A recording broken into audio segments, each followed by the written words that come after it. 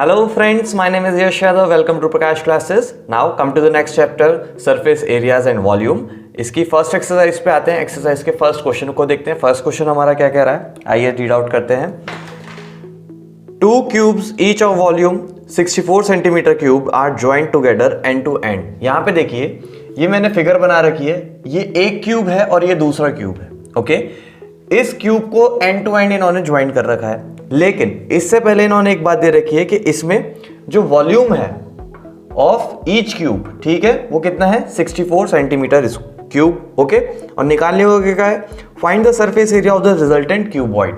जो क्यूबॉइड हमारा ये बना है, दो क्यूब को जोड़ने के बाद जो हमारा ये शेप फाइनल बनी है वो क्यूबॉइड की एक शेप है. तो इसका सरफेस एरिया निकालना है. तो सरफेस एरिया निकालना है. सरफेस एरिया निकालने के लिए सबसे पहले हम उसका फॉर्मूला लिखते हैं, तभी हम आइडेंटिफाई कर पाएंगे कि हमको निकालना क्या क्या है ना. तो सरफेस एरिया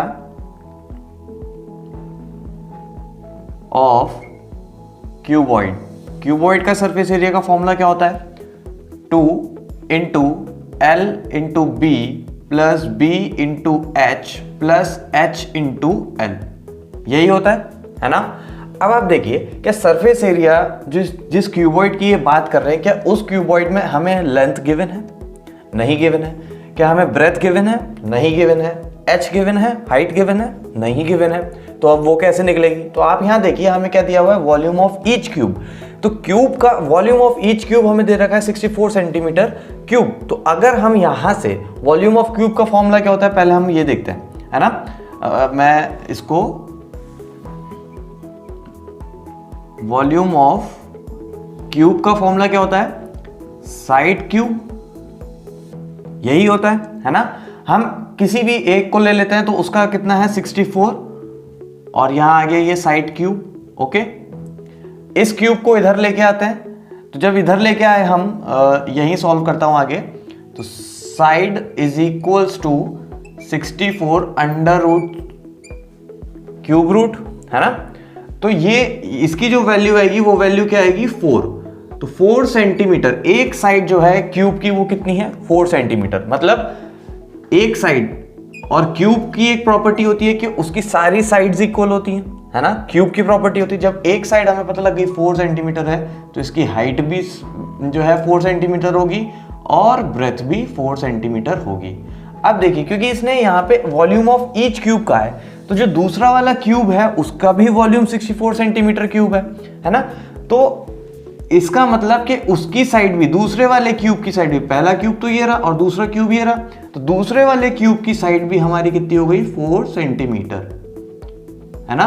और इसकी हाइट, मतलब लेंथ, ब्रेथ और हाइट, तीनों के तीनों हमारी क्या हो गई, 4 सेंटीमीटर. अब क्योंकि इसने क्या कहा है, सरफेस एरिया ऑफ क्यूबॉइड, तो क्यूबॉइड में हमें एल पता करना है. तो एल क्या होगा, देखो ये होगा, अगर मैं 4 + 4 कर दूं तो यहां से यहां तक की मेरे को मिल जाएगी लेंथ, है ना. तो लेंथ कितनी हो गई, मैं यहां लिख रहा हूं, देखो लेंथ हो गई 4 + 4 = 8 सेंटीमीटर. ब्रेथ कितनी हो गई, ब्रेथ हो गई हमारी ये वाली साइड, है ना. ये वाली साइड हमारी ब्रेथ हो गई, तो वो कितनी हो गई, बी कितनी हो गई, 4 सेंटीमीटर, है ना. और हाइट कितनी है, हाइट देखो आप, इधर भी हाइट देखो, इधर भी हाइट देखो, दोनों तरफ सेम ही है, तो हाइट कितनी हो गई, वो भी 4 सेंटीमीटर हो गई.